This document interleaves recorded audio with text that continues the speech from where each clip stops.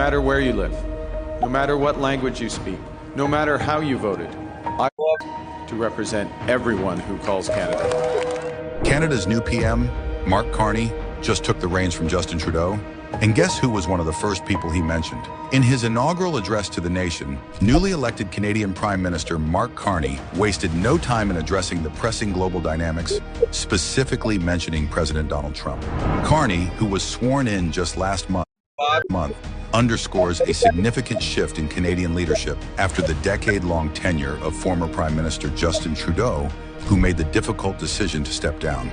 What signal was Canada's new leader sending by bringing up the U.S. president almost immediately?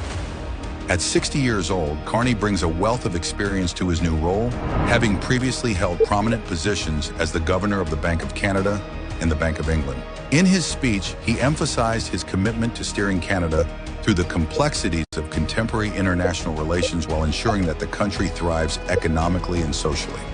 As the nation looks ahead, Carney aims to leverage his extensive background in finance and public service to make the office distinctly his own, marking a new chapter in Canada's political landscape. In the early hours of April 29th, while addressing his supporters in Ottawa, the leader of the Liberal Party emphasized a forward-looking mindset, stating, "Humility is also about of government, is to prepare for the worst, not hope for the best." He expressed concern about ongoing threats, asserting, "America wants our land, our resources, our water, our country. Never. But these are not idle threats." As President Trump has provocatively suggested incorporating Canada as the 51st state, even playfully referring to Prime Minister Trudeau as Governor of Canada before his departure, the Canadian leader remains vigilant.